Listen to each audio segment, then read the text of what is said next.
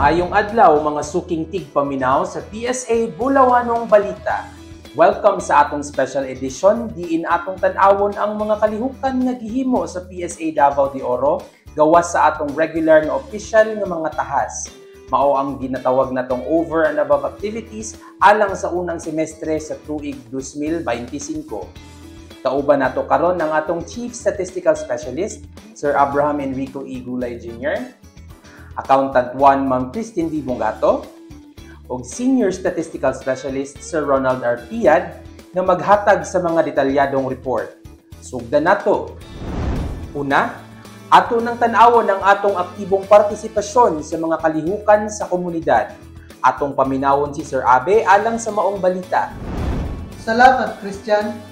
Sa unang kabulan ng tuig 2025, niapil ang PSA Davao de Oro sa daghang serbisyo karaban.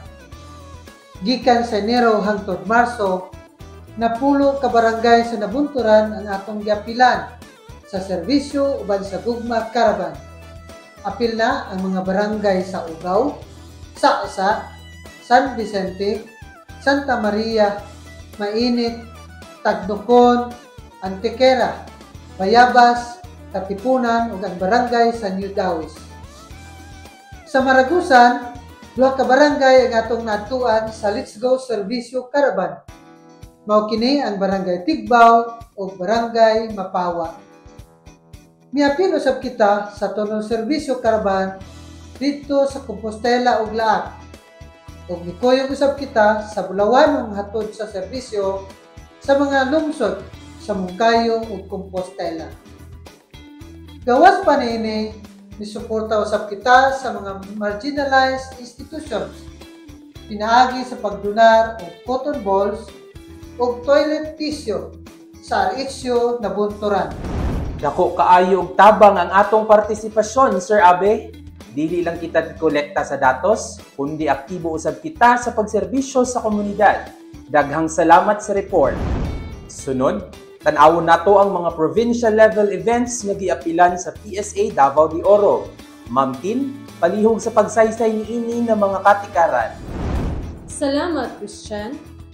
Nisuporta ang PSA sa daghang kalihukan sa probinsya, ilabi na sa panahon sa 8th Bulawan Festival o 27th Founding Anniversary. Miapil kita sa Bulawan Motorcade o Float Parade, GIP Fair, Free Legal Aid Service o ang Pontifical Mass. Gidayeg pud kita sa Governor's Appreciation Night o gi-recognize sa kaisa sa komunikasyon awarding ceremony sa Mabini. Gawas pa niini, niapil ta sa Pasidungog 2025 Peace and Development Partners Recognition o sa Provincial Task Force OLCA First Semestral Meeting. Grabe kaayo ang exposure nato sa mga major events sa probinsya, Ma'am Tin. Dako gyud og respeto ug pagsalig sa PSA Davao de Oro. Well-deserved recognition. Karon, paminawon nato ang report kabahin sa atong mga kalihukan para sa kaalam ug partisipasyon sa mga agency partners ug stakeholders. Sir Ronald, palihog hatag sa maong update. Salamat, Christian. Dako ang atong paningkamot sa capacity building ug knowledge sharing kauban ang atong mga agency partners ug stakeholders.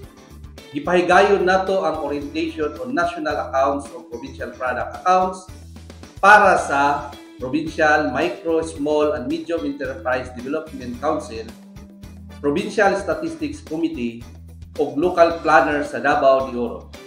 Nisuporta sa kita sa first ug second quarterly meetings sa PM SMED Council ug niapil sa Small Scale Miner Summit o Information Service Delivery Network meeting. Dungag niana, duha ka adlaw sa Hunyo ang atong gipahigayon para sa tree growing and tree planting activities dito sa Barangay Mipani, Nabunturan o Barangay Linuan, Montevista. Nindot kaayo paminawon, Sir Ronald. Ang PSA Davao de Oro dili lang datos ang gihatag, kundi nagtabang pud sa paglig-on sa kasayuran o kahimsog sa kinaiyahan. Kudos sa efforts sa matag usa. Dili pud nato kalimtan ang atong padayon nga pagpaningkamot sa pagkaylap sa husto ug tukmang impormasyon.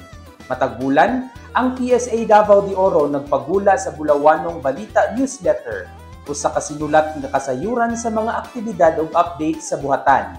Uban niini, ginapadagan usab nato ang bulawanong balita audio-visual presentation, usa ka balita style nga video report nga ginapakita sa social media para mas maabot nato ang mas daghang katawhan.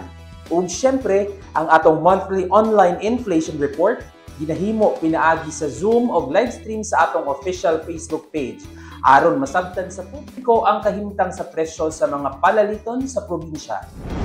Kini nga mga pamaagi nagpamatuod nga ang PSA Davao de Oro andam ug aktibo sa paghatod sa kasayuran nga may kalidad, kasaligan ug kapuslanan.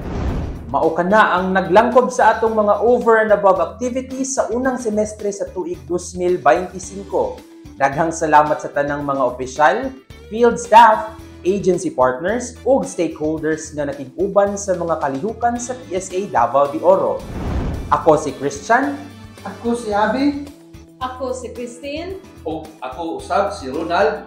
Ug kini ang PSA Bulawanong Balita Special Edition. Hangtod sa sunod higayon, daghang salamat!